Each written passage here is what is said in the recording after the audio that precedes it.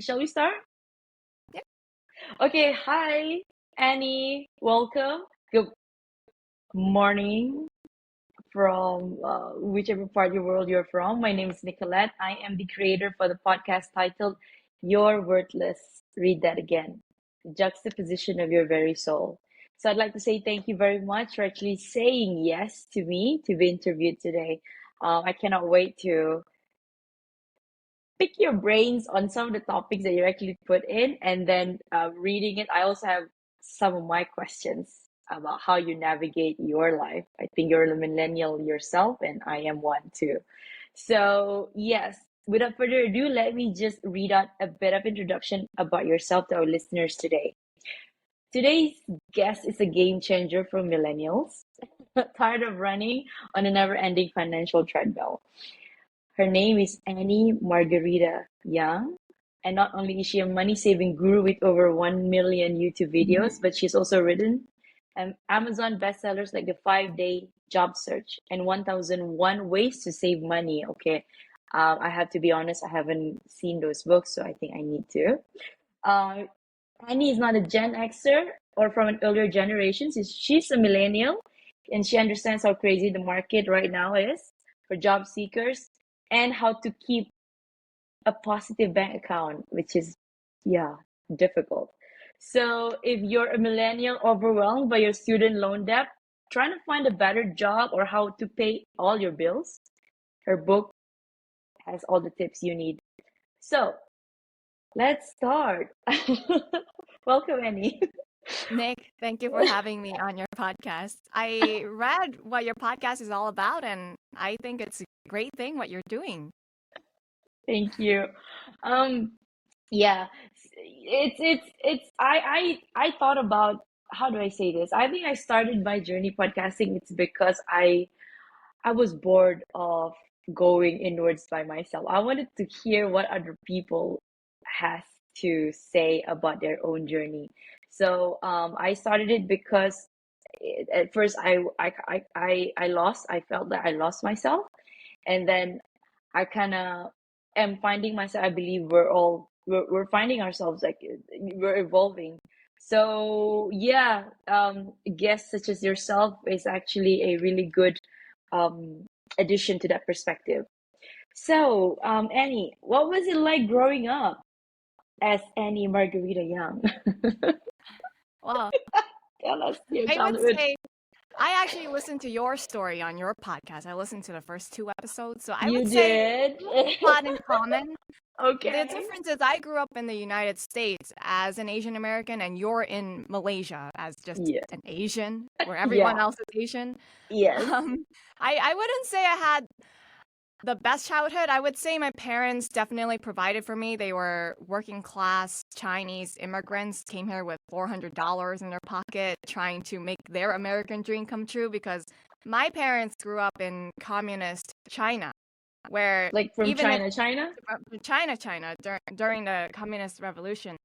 And they grew up in a time where even if people wanted to go to college, you Mm. couldn't because the government abolished the entrance exam. So nobody was allowed to go to college for more than 10 years.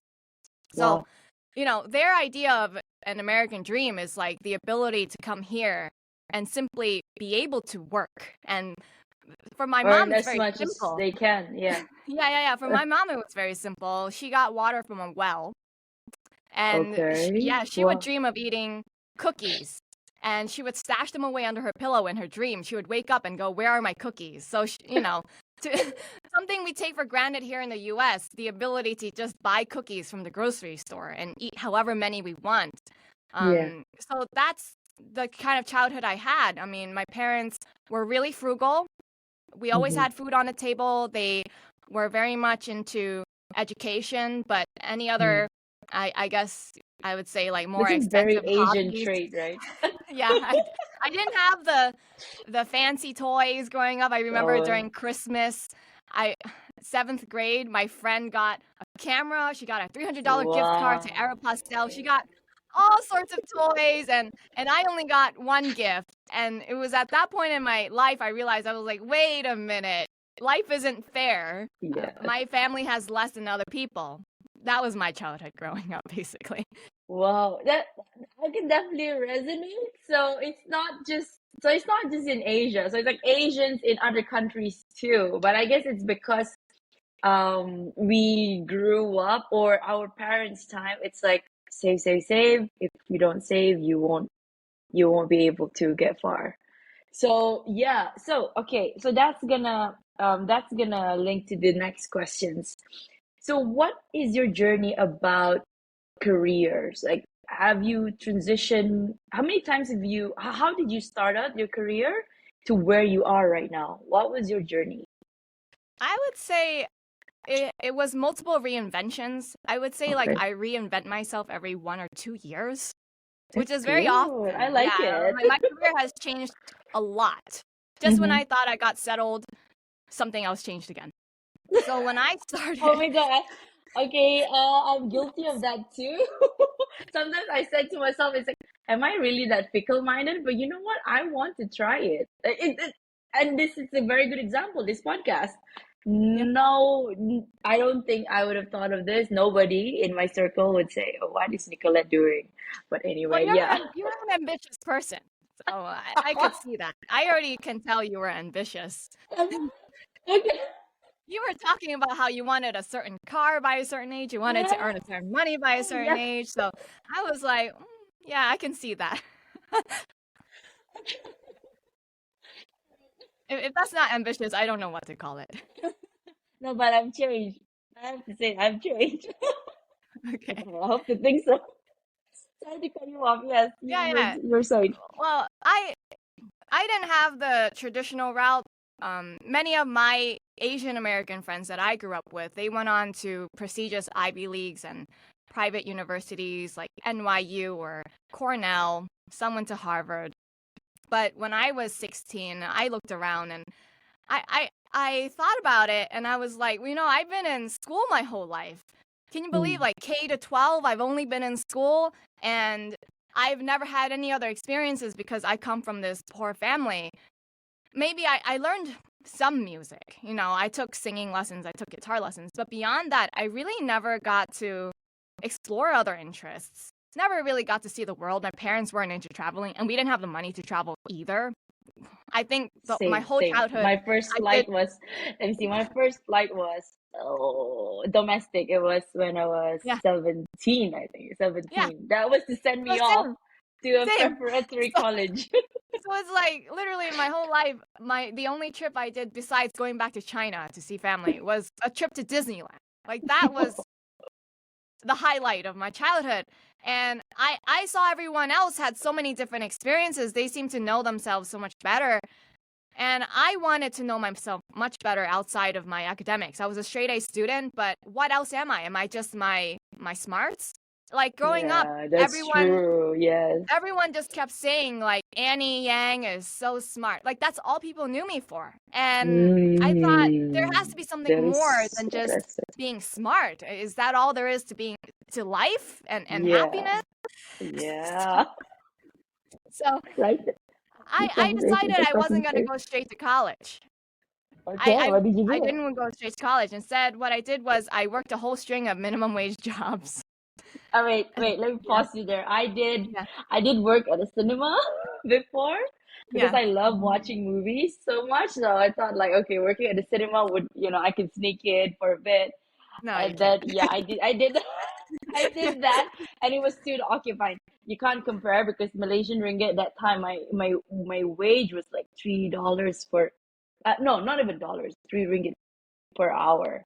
Uh, So if you can take that $3 in America, I don't know where you can work as that. And then I did at an accessory shop. Like I like all those accessories. So I did work there too. So yes. yeah. Sorry again. It's like talking to a friend. I'm sorry for cutting you And off. it's yeah, I ended up working a whole string of minimum wage jobs because no one told me how to actually like find a job you like. So I just looked for jobs nearby. But I what did you study? What did I study? What do you mean what did I study? I mean, did you have like a degree, and then I mean, because your parents, like, I don't know, is it the typical, like, they put you they ask you to complete a degree, and then okay, that's your route to like No, I didn't go education. straight to college. So Oh yeah, oh you just told. Oh yeah, yeah, yeah. after high Okay, yeah. school, All right. Okay, I okay. did work a whole string of minimum wage jobs, like Right, right, a right. whole bunch. I gave massages. That was Wow. backbreaking. I did cashiering Really? work. Yeah, I cut deli meat, like cold cuts and cheeses. Wow. At You've some come a long point, way. yeah, at Hmm. some point, which I talk about in my book, which is why I was interested in getting on your show, is I did become a foot fetish model. No So I, way! yeah. Then So find your feet, dog. No, no, no. Well, what's this? That's a website that I mean, I only knew that that was a thing this year. Like I never knew you could actually oh, make you money never by knew selling. about that? Yeah, don't do that. No. Okay. Yeah. I let men touch my feet for Really? $10. No. I let men touch my But feet for $40 for 10 minutes. And hey. I thought like this was my boyfriend's idea and he thought it'd Oh, be a your great idea. boyfriend's idea. Yeah. So Okay. I followed Okay. his advice. He said it'd be a great way to make a quick and easy buck and it's nothing to it. You just let the guys touch your feet. And it was far more than that. This was a whole front for prostitution. The guys Yeah. asked me to have sex with me for $100 an hour and Oh my God. Annie, yeah. you're okay, right? This is gonna be published. I'm okay because it's in my book. Cool, This is actually cool, in cool. chapter 10 of my book. Okay. Like I left that experience really actually broken.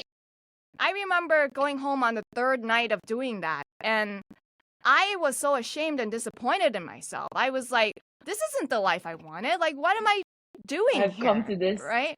Like How low have how I am I coming gotten? to this like now we have people in America these days arguing stuff like OnlyFans is fine and like sex work Yeah. is real work, but I don't personally believe that. You know, I think there's more honorable ways to make money. I don't think women grow up as like young girls. I don't think young girls grow up thinking like, gee, I really wish growing up I my can. dream is to like let Yeah. men touch my feet. Like no Yeah. woman that I know honestly says that, right?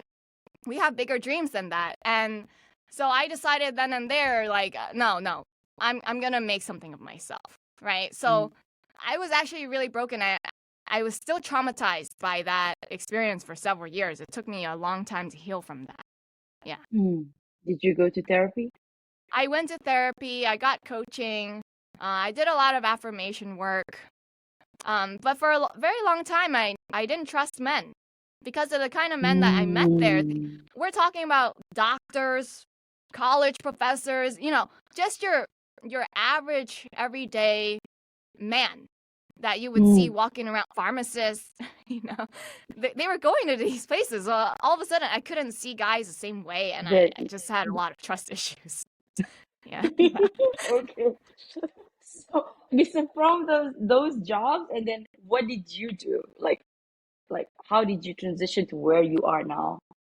From there, like after that moment, I said, you know, I would rather continue working minimum wage jobs than try to make money from this. And because I think working a minimum wage, menial, repetitive, boring job is far better than doing that, you know, because at least I don't break my soul in the process. You know, at Yeah. least I would feel good about myself that I'm helping someone else, maybe even just serving food to people or taking Yeah. their money at the cash register, right? Yeah. So I decided I would do that while trying to figure out what my passions were. Mm. I would earn minimum wage, save my money, and out of the money that I did have left over after saving it for emergencies, I would use that to explore my different interests. I took several different personal development courses. I bought books, and for 2 years, that's what I did until I finally realized I want to help people with their personal finances. Like, I want to help people become financially independent, even though I was personally just making $8 an hour.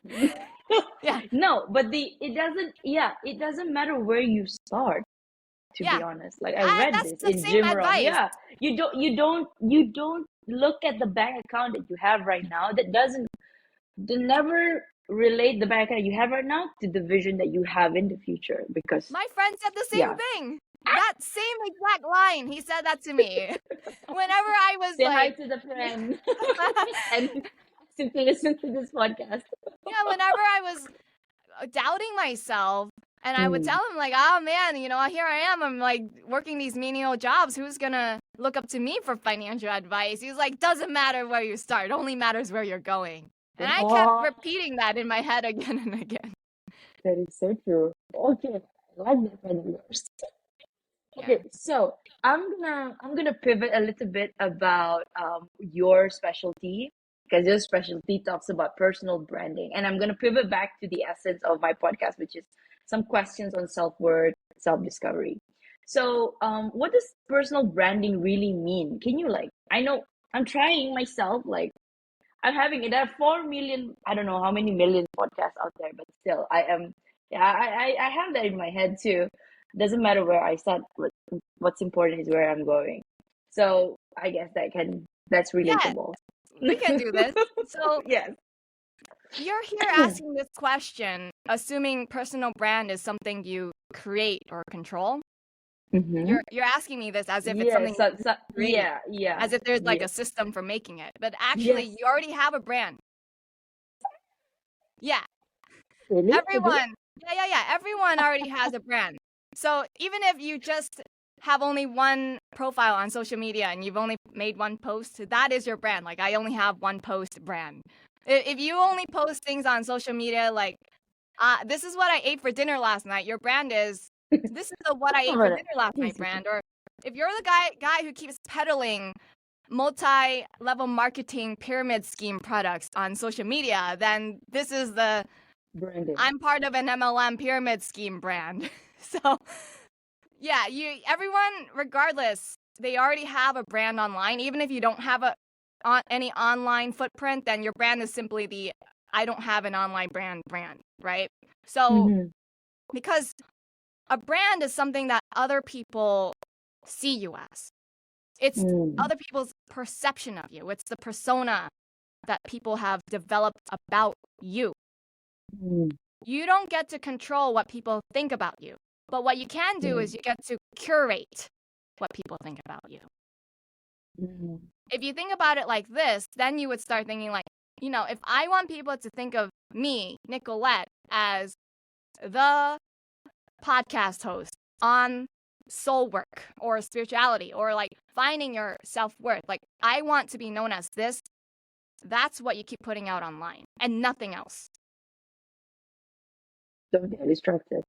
Yeah, like don't start posting other things. If you want people to see you as that go-to expert, you have to only post that kind of stuff. Occasionally some personal stuff. But like I wanted people to see me as go-to finance person for millennials. You don't see me posting things about my marriage online. Like beyond what I didn't even post wedding photos of my own. The wedding photos on my Facebook are wedding photos other people took of me and posted to their Facebook and tagged me. Mm. But the things that I personally post of myself online are all curated for just money. That's what it is. So if you see Right. it like that, then that's a good starting point for you. Mm-hmm. So if so if there are people out there, okay, maybe they don't start as a podcast, maybe they have their own thing. That is for okay, so we have people who's just there who just wants to use social media to connect with people socially.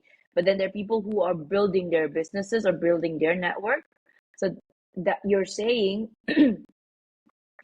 just find your niche and then just keep posting about that. There's more to that, but Okay. it starts with that, because the things that I see of you online, for example, I went on your LinkedIn profile. You just You connected did. with me yesterday, Yeah, right? oh yeah. And Yeah, I saw it. you're putting things in your headline about being like not your ordinary accountant or something like that. Yeah. But you're connecting with me, trying to make me known, make you known to me as a Mm-hmm. podcast host on self-worth, right? Right. But your LinkedIn profile is about you're an accountant, you've done this, you've done that. So where's the theme? Okay. How is it on just one social media profile? How is it just like all over the place in that regard? right? Right. Okay. Another piece of advice I have is, so in my book, I also talk a lot about this, is the importance of having one name that people know you by. And I asked you, what should I call you? Right. Okay. Should That I was a call good you one. should I call you Nick? Should I call Yeah. you Nicolette? And you even said, "Oh, either one is fine. You can even call me Nicole." Well, that's three possible names that I can call you. How are people going to know you online if you can't settle on one name? One. You Okay. should just pick one name, and that should be the name you use on every social media profile, on your email signatures, on your business cards, your username handles, Mm-hmm. because like it, think of like the internet as a new place to meet people. It is, right? It's a Yeah. new place to discover and meet people. Well, you meet people at school, you meet people at work, and Mm-hmm. like I'm talking about in real life, you meet people at the cafe. Now, different people you run, if you live in a small town, you run into people. Yeah. Now, are you going to be at work and say, my name's Nicolette? And then at school, you say, my name's Nick. Mm. Like, people know you as something. You have to be consistent, and you have to apply that same principle online, because online, it's an even vast place. You meet far Yeah. more people. You meet people from all over the world. People aren't going to be like, I want to follow Nicolette, and then I'm going to search for everything she has on the internet. No, no, no. You have to make it easy for people to find you and recognize you instantly. Okay. You can start with All your name. right. Okay, start with my name. Okay. So because I put it out there, it's Nick Nieras. So it's Nick Nieras podcast. So yeah, I'm going by Nick. Thank you, Annie, for that. You're welcome. Okay, so how is personal branding differentiating a job seeker in a competitive market? And how can it elevate an individual in their niche? I mean, you already said that, but in terms of a job seeker. In terms of a job seeker, I think most job seekers are still living in the 2000s. They think that the way to apply for and land a job successfully is through your resume. There's so much focus on crafting the right resume. Yeah. People Yes. they Yes. haven't changed with the times, I think. So what it used to, the resume today isn't even what it used to be. So it used to be that if you wanted to apply for a job, Mm-hmm. like I'm saying, like back in the 50s and 60s, you wanted a job, everything was local to you, right? So you had Right. to go in person and apply. Like you actually And had to go in submitted. person, Yeah. or you had to mail or fax your resume in. Mm-hmm. Today, now we have email resumes, we have online applications. So things have shifted, right? So Mm-hmm. what we think of back then isn't even what it is today. And then now today, people haven't adapted to the fact that if someone wants to find out information about you, they can Google you. Not just your LinkedIn, like, oh, let me check out her LinkedIn profile to see her full work history and see who she knows, who she presents herself to be online. You can Mm. literally just Google someone to find out more about them. You didn't have that option back then. You just have Yeah. to simply run your background checks. You have to pay for those drug screenings and official background checks to find out if someone's who they say they are They and are. Yeah. That's really right. a criminal. Now you can just search for it. Things have changed. So before, they actually had to contact you and interview you to figure out if you're a good fit. Now, before you even get Mm-hmm. an interview, they're going to check you, because let's say I get 300 applications for a job, right? Let's say I post Mm-hmm. a job, I get 300 applications. I can't interview all 300. Let's say I've narrowed it down to about 10 people. Am I going to interview all 10 people? If I spend 1 hour interviewing all 10, It's 10 I've spent hours. 10 hours just trying to hire someone. So if I could Mm. cut it down to 5, that would be great, right? I don't have to deal with 5 other people asking me for feedback on how well they did in their interview or constantly following up with me. So, That's good to see. so what do I do? What do all employers do? Honestly, they're searching for They you check online it. first to make sure Mm. you are qualified for the interview before you actually get the interview. So that's why the personal branding really does elevate you in terms of landing the interview. Right. So would you say that all these job seekers, they should have a LinkedIn profile at least At the bare if, minimum. at the bare minimum? the bare Okay. minimum. I remember when I was first applying for accounting positions when I first moved to Boston, and I didn't have a LinkedIn profile because I finished working at Domino's Pizza. I'm like, why do I need a LinkedIn? I literally worked at Domino's Pizza. What am I gonna put on this LinkedIn? I'm so embarrassed to tell the world that I was working at Domino's Pizza. No freaking way. Like I was literally like really, really embarrassed. And but with all these recruiters, they're like pushing me. Where's your LinkedIn? Where's your LinkedIn? I said, fine, just to satisfy you, I will make a LinkedIn profile. And you did. Yeah, I did. Oh my gosh. Okay, and you landed that job. You said you had three jobs, right? Like it was Yes, in accounting. Yeah. in Can you accounting tell? with no Can you, accounting degree. yeah, exactly. Can you please tell? I'm very intrigued. Like, how did you do that? Well, I was working as a bookkeeper before that. I had 2 bookkeeping jobs, so that was on my LinkedIn profile, and that was definitely on my resume. But you had like some basic knowledge about accounting. But I you didn't you even know no. I didn't even know how to make journal entries. I didn't you even don't. But do you know debit and credit at least? I didn't even know debit and credit. No, I was like, Okay. what is this whole like debit and credit that accountants kept talking about? Like, well, real accountants know debits and credits. You're just a bookkeeper. Yeah. You're just a bookkeeper. You just do data entry. You don't actually understand how these reports are made. And I'm here thinking like, oh gee, there's something I really don't know. What is this debit and credit? But anyway, I still landed that first accounting job without knowing my debits and No. credits because I had a bookkeeping background. That's what this guy liked. And he liked my spunk. I had applied to 50 jobs a day for a whole week. And Whoa. he interviewed me on my 6th day of the job search. I went in for the Wow. interview and he said, I like your attitude, I like your spunk. You got the job. So then the next day Punk. I got the official job offer. Yeah. So The I grit, wasn't I guess. hired for my competence, It was not the necessarily. it was the attitude It was and the the attitude. resilience. Yeah, Yeah. he liked the attitude. Okay, what are the common missteps people make when they're crafting their personal brand? You already called me out, Yeah, I called and you I'm out. gonna change it. No, no, I'm, but I do. But thank you for pointing it out, though. I need to change it. Though. I maybe do some tweaking, or maybe I don't know. Maybe I should do a whole page about my podcast. But yeah, let's see. Because I wanted my podcast to, okay, sorry. I wanted my LinkedIn to be on my professional and then IG to be just podcast and Spotify as well. So perhaps I should take out my podcasting from LinkedIn. Do you think? No, No? no, you No? need to think. No? You're thinking so short term. Like, Okay. All right, sis. Tell me. think about what you want to do 10 to 20 years from now. I'm gonna create my own network.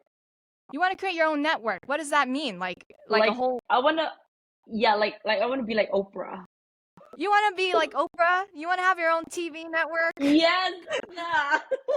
Then quit it with the accounting on your LinkedIn profile because My boss is gonna see this because they it follow me doesn't on Instagram. But matter. It okay. doesn't matter. Your Okay. boss doesn't care.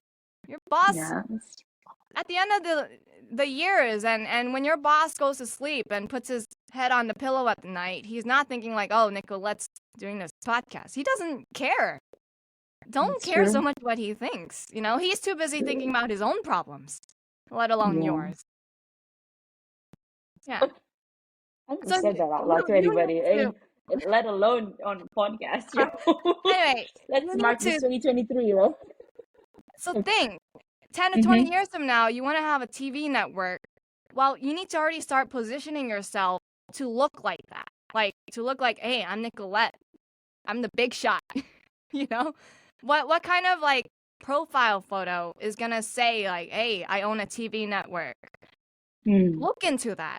Just literally like go on Google and search for all the big names and then look Mm-hmm. at their headshots. What did they do well? Research. What did you like? What did you not like about their headshots? How can you replicate some of those same styles so that you look the part? Mm. Because right now, what you have on your LinkedIn profile is literally you went, I think, to the park or you went hiking and you took that photo with your smartphone.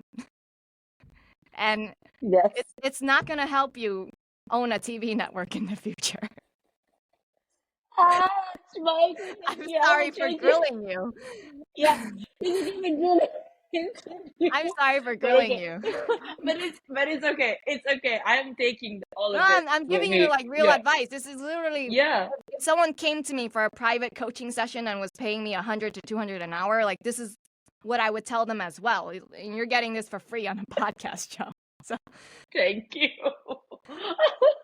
Okay, okay, so that means yeah, common mistake. So it's like my LinkedIn is like everybody's gonna be looking at my LinkedIn after this episode. you gotta fix it up. Actually, yeah, I was changing it. Oh shoot. Okay, so okay, taking mine out as an example, generally, what are the common missteps? Did we even get to that? Yeah, the common We mistake, did. the headshot. Their name, Okay. first of all, your name, Headshots, name, your headline. headshot, the headline. The Okay. headline's important. I think a lot of people I forgot what your headline was, but a lot of people they just leave it as job title at company name. That's the default and they don't spice it up. It's not impressive. So it should really be more about how you help people, like what you do for people and who you're helping. So, Mm, helping so and so individuals regain their self worth, for example. That's just one example. Like, what kind of person you're helping, I have no idea. But you can try right, something like that. You can even right. use ChatGPT to give you some ideas based on that. Like, brainstorm some LinkedIn headlines for me based on this concept. Just ask ChatGPT to do that for you. And then Okay, I think the fourth most important thing after that is your bio. You need a okay, professionally written bio so that people see you a certain way. And then you need to use that same bio across not just your LinkedIn, but like all your platforms, your website, your other social media, your podcast as well when introducing yourself. So right, that it's because you notice what the big Fortune 500 companies do when they do advertising on TV or anywhere. They keep right. repeating it and repeating it and repeating it until like it's like, yeah, I get it, I get it. Especially that this commercial that I keep getting, liberty, liberty, liberty, liberty. Like they just keep like I repeating don't know it. that. We don't get that Here here, in the but U.S., yeah. that's a U.S. Okay, company. They just keep saying okay, okay. liberty, liberty, It's liberty, an liberty. insurance company, It's is an it? at least you know it's an Right. insurance company. Wow, yeah, at least you know that. Yeah. Okay, So okay. name, like the exposure, the repeated exposure that people have to your name, to your headshot, to your bio. It will Mm. eventually seep into people's heads. It just needs that repetition. All right. I have a homework to do after this then. Right. So people have their own stories to tell. So how is storytelling play a role in personal branding, and how should one use it effectively to their advantage? I think the problem is people think they don't even have a story or they think their story isn't worthy. Like I Yeah. literally the thing is we think other people need to see us as important or Mm, significant. Like I'm mm, not important until I reach a certain position. People yeah. won't respect me until I do something very, very like huge. Until I have a big Mm, accomplishment. Actually, people relate more to the fact that you started from nothing, or yeah. to the Yeah. struggles that you've had. So what I did was I deliberately tap into all of my identities. So I used to Mm, personally complain like, "Oh gosh, I can't make it ahead in life." This is literally what I saying to myself, my own story to yeah. myself when I was working at Domino's. I'm a woman. Women have it hard. Women make less than men. It's hard for women to get ahead in the workplace. I Mm, would repeat that to myself. I would say, I'm a millennial. Baby boomers had it better. They had all these opportunities, and look at what millennials are left with. We can't buy houses. Everything is unaffordable these days. Gee, it really sucks to be a millennial. I'm an Asian. What Asian gets to get promoted in the workplace? We have a glass ceiling. If you look at all the people who get opportunities, it's usually white men. So here I am. I'm saying, like, I have these three minority statuses that are up against me, right? So I actually mm, used that complaint that I had about my own life to craft my story. So I actually said, I get it. I understand your struggle.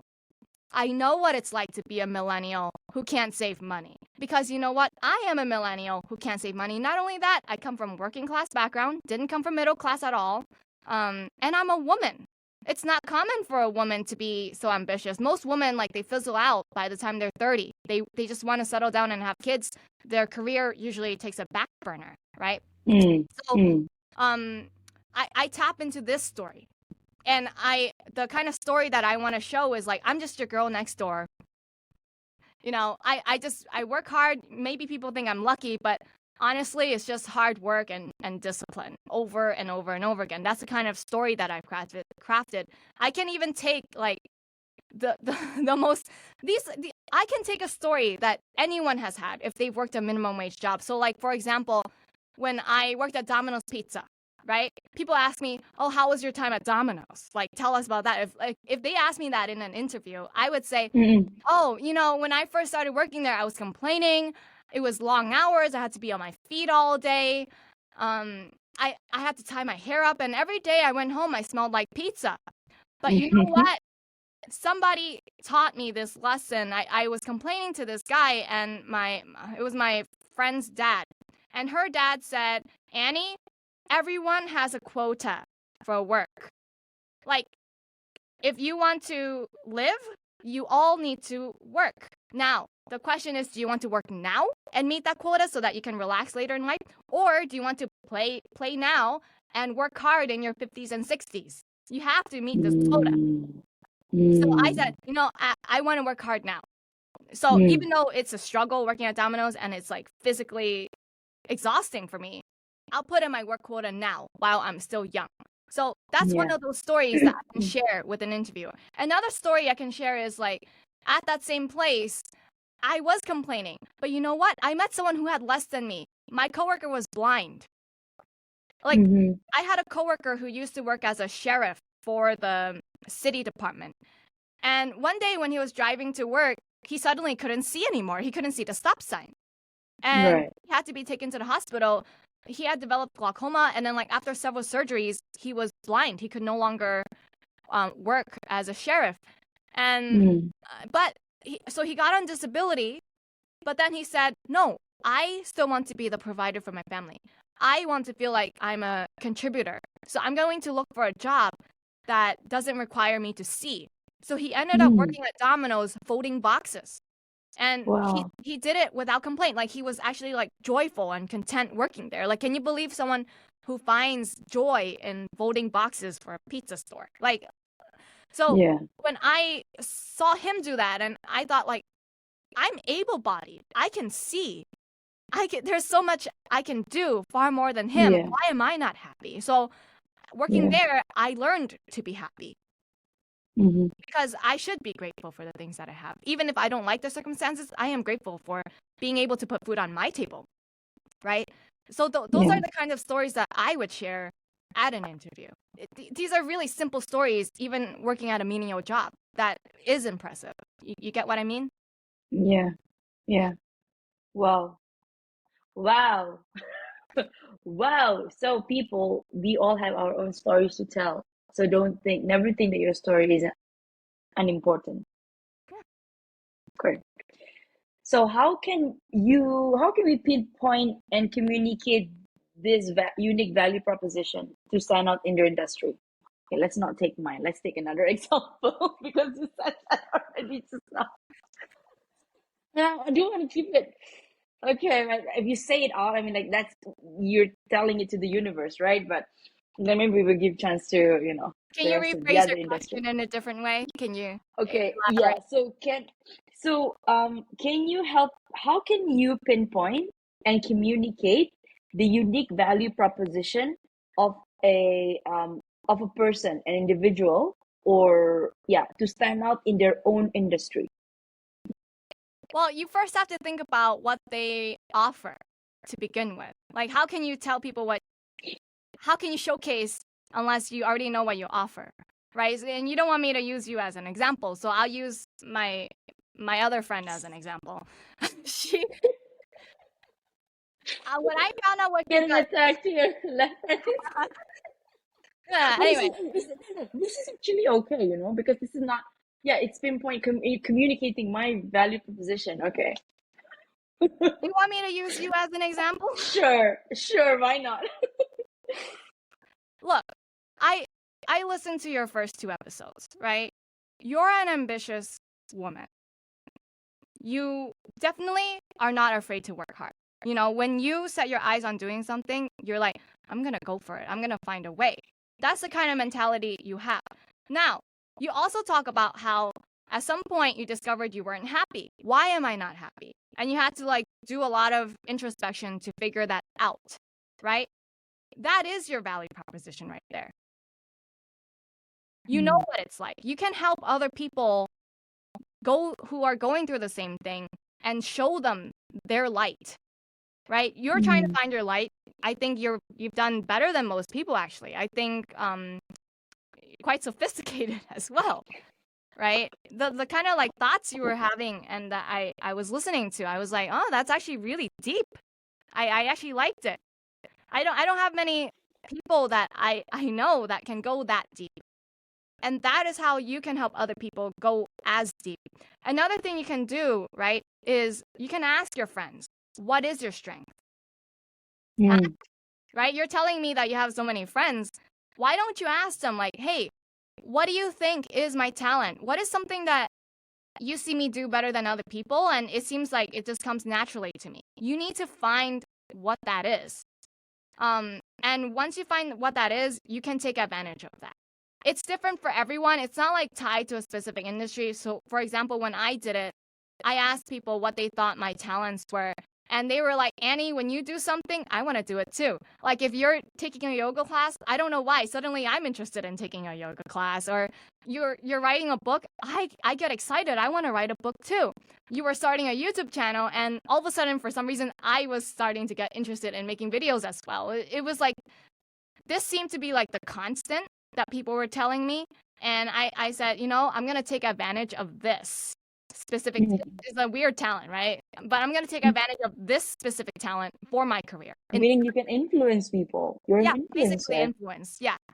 I never woke up one day and said, how do I influence people? Is there a book on how to influence people? It's something that I was just doing. There is. Dale Carnegie. Oh, I guess so. But I was doing it unconsciously.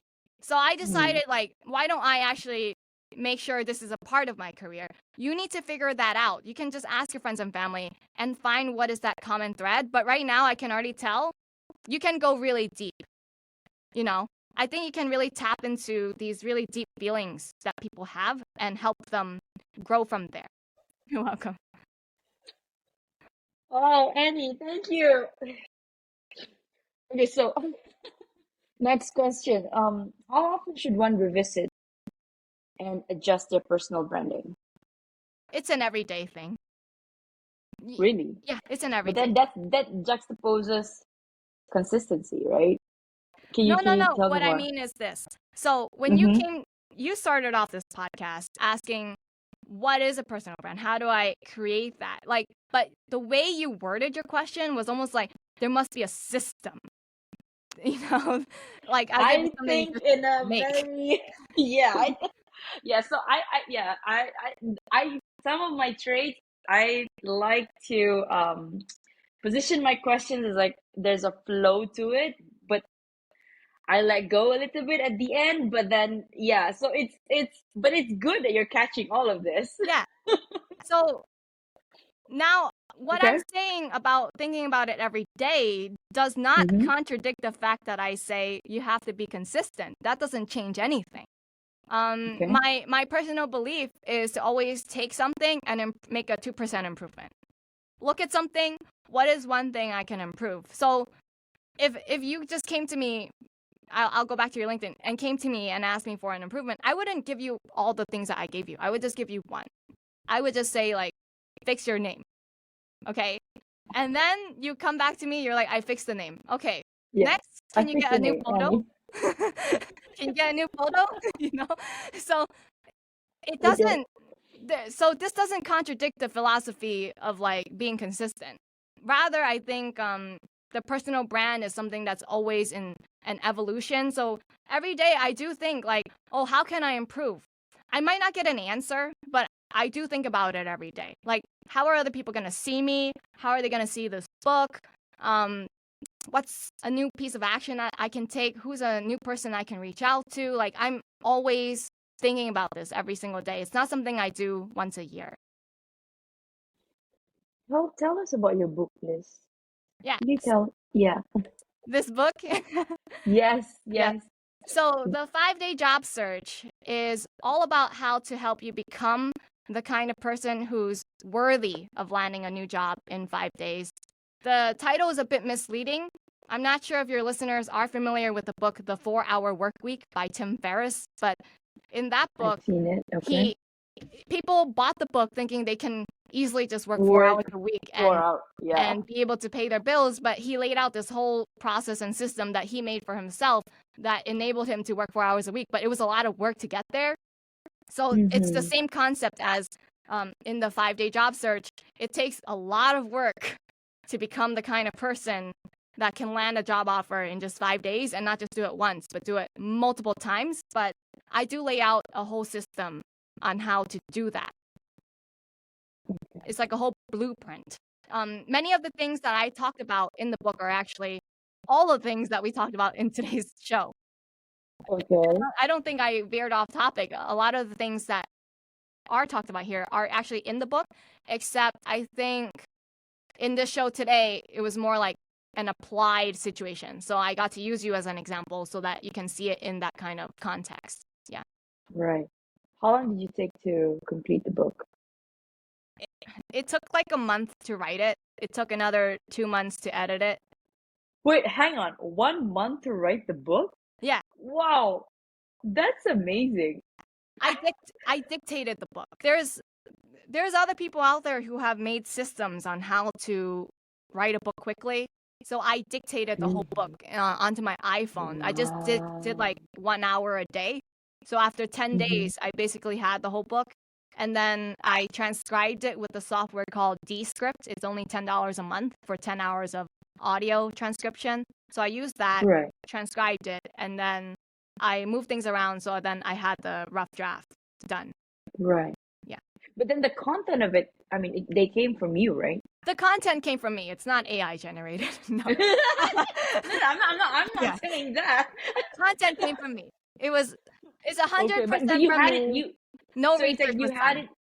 Right. So it's like you had it. You thought of the content. You sort of like structured it, and then you dictated it, and then you gave it to your publisher. No. I would say this book is a special case. So one of the things not many people know is that I'm a psychic. So I can hear things. Yeah, since I was 16, I've been hearing. We can even go down. No, we can even go down that road. No. I don't want that people like. thinking I'm schizophrenic. No, let's not go down. I'm not schizophrenic. I'm Okay. I'm mentally sick. Of course. Yeah. Okay. But yeah, since I was 16, I've always heard voices in my head telling me what to do next, what to say It's to like someone. your guide. Yeah, it's like my guide. I'm like really in tune to what that is, and I feel like if I veer off track, I'm doing the wrong thing. And I was just trying to sleep one night. It's 1 a.m. and I hear this voice saying, "You got to write your next book." And then I said, No. I'm not interested. Don't want to write my next book. Too much work. And they're like, No.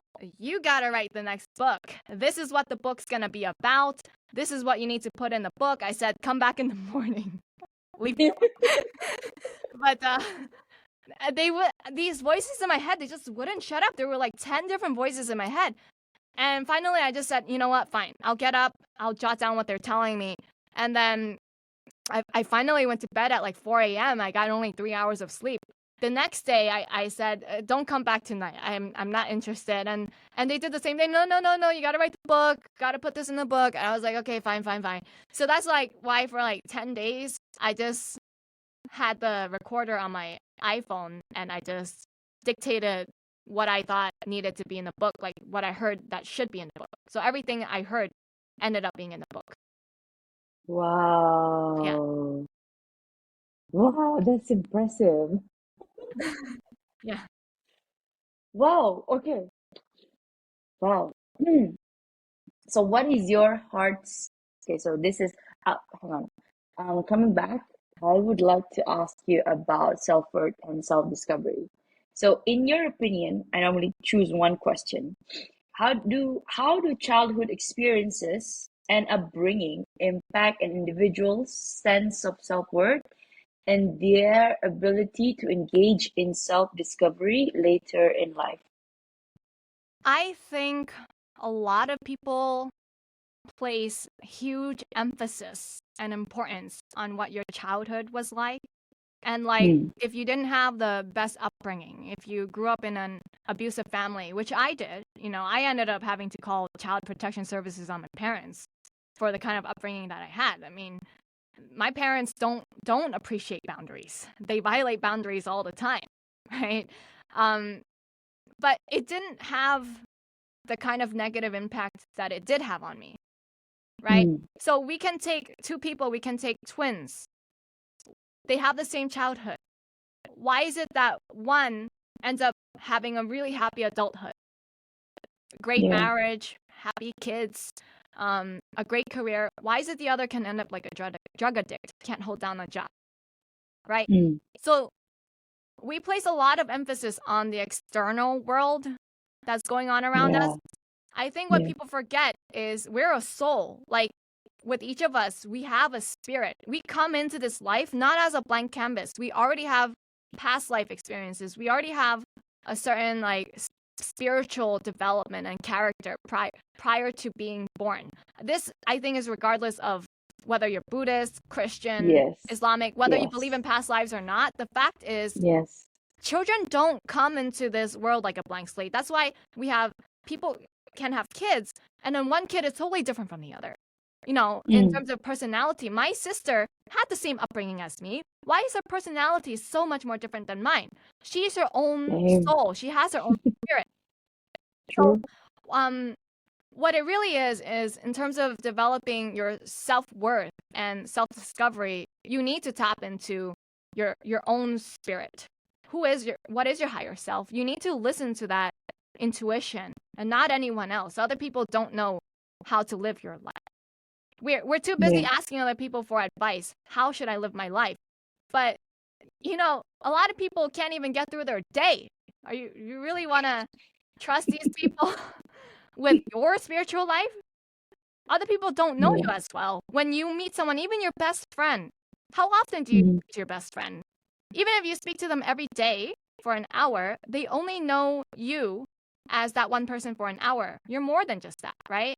No one can know you as much as you know yourself. So I really think it's about listening and following that heart that you have to really discover what it is and not being afraid to, well, you can be afraid. Okay, I was afraid. You can be afraid, but you can still have the courage to follow it and listen to it. Like my inner guidance was telling me, don't go straight to college. You're going to regret this. Don't go. So I was just like, okay, I won't go. Wow. My inner guidance is telling me, you gotta write this book. And I'm like, I don't want to write this book. Well, you have to write this book. Okay, fine. I will write the book. Right. Mm, I personally think the world economy is going to crash. I think here in the US, we had 5 bank runs this year, mhm. earlier Mhm. in March and one in May. I think this is just the beginning of a whole domino effect. I think everything is going to crash. And it was my intuition back in November that said, you got to Wow. write this book. I listened to it because so many people are losing their jobs. I think people are going to buy this book. Yeah. Yeah. Wow. Wow, Annie. Okay, so what's your heart's greatest wish? My heart's greatest wish, I honestly, right now, it's always changing. I just want to play the piano. Oh, I so just, is that the lessons you're taking? yeah, the lessons I'm taking on Friday aren't piano lessons. They're free classes being offered at New England Conservatory on how to have a career in piano. So that's why I go, because I want to Oh. eventually have a career in piano. It's something I wanted to always do when I was a kid, but my parents didn't have money to afford piano lessons or to buy a piano. So now I'm Right. pursuing this as an adult I think I have many wishes, but this is one of them that's like a huge focus in my life right now. I want to have music. Yeah. Wow. Wow. Okay. Do you have a mantra that you live by? A mantra. Yes. Yeah. Go big or go home. Sis, can I show you something right What? now? What? You What? hang on. All right. God, Annie, you can do it. No, I have to tell the listeners that this is not stage, okay? Shit, the parallels No, that you we know have. we're. I think we're Somehow I tapping think I know into. you. We're somehow No, connected in there's. We're tapping into the same energy. There's some Yeah, that's energy true. outside of this 3D plane. I think that we're That's tapping true. into the same thing because there's a YouTuber that I watched. Yeah, She's called the Wizard Liz. I had finished writing my book. I've never heard right, of this woman. And when right. I watched her most popular videos, she was using the same exact words I wrote in my book. So, and she's a very spiritual lady. Like, she's very intuitive, right? So I think something's going on where a lot of people are starting to tap into the same energy to the point where we're even saying the same words, go big or go home. There's something going on. Yeah.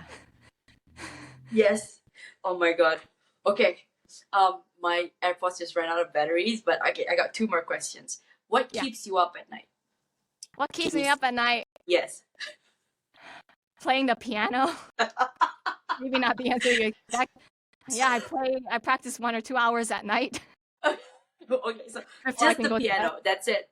No Yeah. problems, no issues. Just the piano. No. You sleep good. Good. I sleep good. Okay. Yeah. Okay, so closing. If you could create a quote right now for you to leave to the audience listening and the world as your legacy, what would it be? I would say listen to your heart. Your heart knows what is right. Beautiful. I think we're just right on time. Oh my God, Annie, thank you so much for your wonderful insights and that it's like I feel like you're a friend. Like my best friend is like trying to air slap me from from the from virtually. Are you But kidding me? I feel like you could be my twin sister. I'm like, exactly. hey, Yeah, it's like yeah. not even Sorry, best friend, but sister. exactly. Long Hang on, lost which part sister. of the US are you in? Right now, I'm in Boston. Boston. Yeah. Okay. Okay. I don't know, but I'm connected to you in IG. If I do go over, I will You should definitely. come. You should stay at my place. I'll take you around Boston. Oh my god. A friend of mine is graduating from Harvard Extension School. So that's in Yeah. Boston, right? I'm not sure where it is. It is here. So, So oh come my here. I'll take you around, just like what the Asians do. We pay for everything when we have guests come. oh my god. Oh, Take this you is what out. I'll pay for the restaurants. That's the Asian way. Okay, yeah, let's get definitely. Thank you so much, Annie, for your time. You're welcome. You have a good one. You have a good one too. Okay, bye-bye.